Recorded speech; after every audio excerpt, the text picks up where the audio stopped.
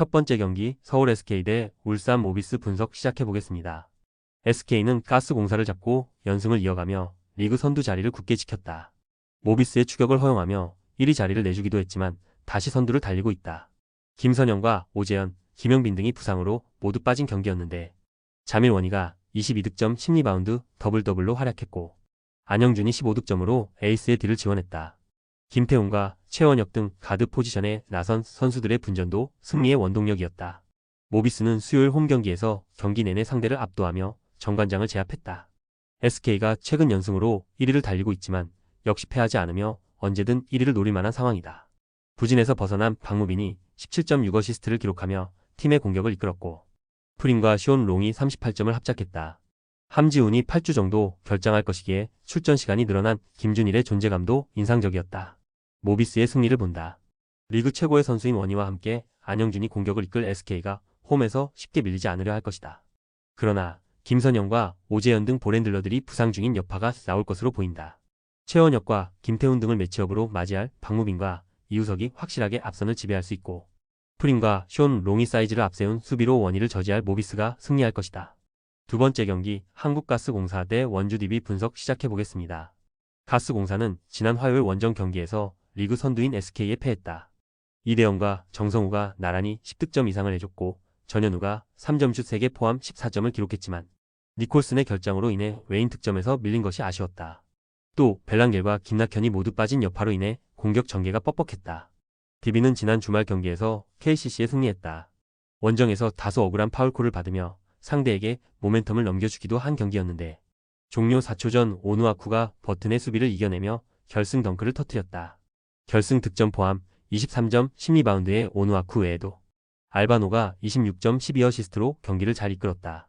부상에서 돌아온 이관희를 비롯해 로테이션에 합류한 정호영 등 백코트의 득점이 나온 것도 승리의 원동력이었다. 가스공사의 승리를 본다. 직전 경기를 결장한 김낙현과 니콜슨 등이 돌아올 것으로 보이기에 강상재와 김종규가 빠진 DB 상대로 홈에서 충분히 자웅을 겨룰 만하다. DB는 알바노가 휴식하는 상황에서 김시래가 리딩을 해줘야 하는데 안정감이 떨어지고 정성우의 강한 수비를 넘기 어렵다. 니콜슨이 오누아쿠를 페인트존 밖으로 끌고 나올 수 있기에 신승민의 리머텍도 위력을 보일 가스공사가 승리할 것이다. 세 번째 경기 삼성생명 대 하나은행 분석 시작해보겠습니다. 삼성생명은 월요일 경기에서 신한에 패하며 공동 2위에서 3위로 내려왔다. 신한의 수비에 고전한 경기로 예상치 못한 패배를 당하며 우리은행전 승리의 기세를 이어가지 못했다. 키아나 스미스와 강유림 등 스윙맨 자원이 나란히 13점을 올리며 활약했지만 배혜윤이 다시 한번 부진했고 이해란의 야투 난조가 패인이었다. 하나은행은 지난 주말 원정 경기에서 시즌 최악의 경기를 하며 썸에 완패했다. 전반에 이미 승기를 완벽하게 내준 경기였는데 후반에도 별다른 반등에 성공하지 못했다. 7득점 5리바운드를 기록한 진한이 발목 부상 여파로 빠진 데다 정예림의 결장 공백도 있었다. 박소희와 김시온, 양인영 등은 활동량을 앞세운 썸의 강인한 압박 수비를 넘지 못하는 모습이었다. 삼성생명의 승리를 본다. 하나은행은 양인영과 김정은, 진한의 트리플 포스트가 강력하지만 수비 상황에서 원활한 스위치가 되지 않는 데다 진한이 직전 경기에서 부상을 당한 여파가 있을 수 있다.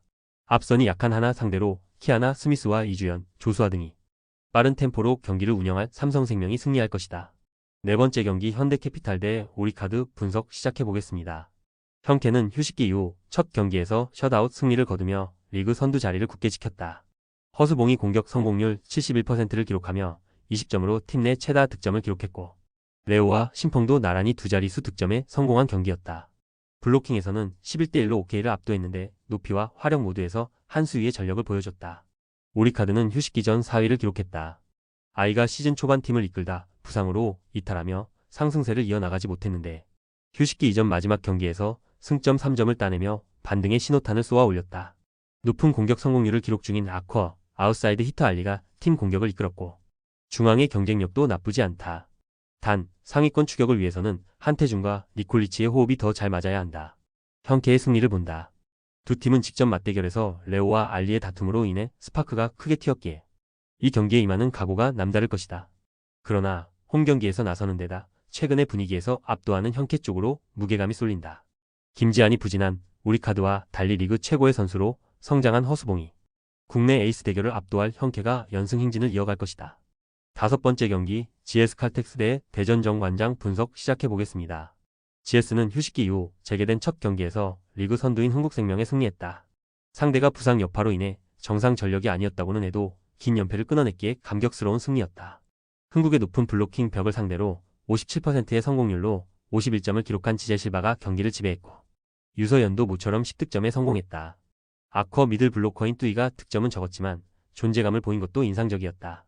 정관장은 현재 리그에서 가장 길게 연승을 달리고 있다. 현대건설이 페퍼의 일격을 당하며 연승이 끝났고 같은 연승팀이자 순위 경쟁 중인 기업은행을 휴식기 이전 마지막 경기에서 잡고 좋은 분위기를 이어가는 중이다. 3라운드 MVP를 수상한 메가가 아포짓으로 높은 성공률을 기록하며 팀의 공격을 이끌었고 부키리치의 존재감도 확실했다. 큰 약점이 없는 코트 밸런스를 보여주는 팀이기에 이제 본격적으로 선두권 추격을 노리고 있다. 정관장의 승리를 본다. 흥국생명을 잡고 기세를 올린 GS긴 하지만 정관장은 풀핏의 전력과 컨디션으로 경기에 임하는 팀이다. 특히 뚜이와 오세연의 높이가 인상적이지 못한 홈팀 상대로 박은진과 정호영 등이 중앙에서 우위를 보일 수 있다. 실바 의존도가 큰 GS와 달리 메가와 부키리치가 쌍포를 가동할 정관장이 승리할 것이다. 조합은 아래 고정 댓글 링크로 편하게 말 걸어주시면 조건 없으며 스포츠를 좋아하시는 분들이라면 모두 환영합니다. 스포츠 당첨 어렵지만 그건 어떻게 하냐의 차이입니다. 두 눈으로 어떤 차이인지 직접 확인하시고 우리 모두 같이 승리합시다.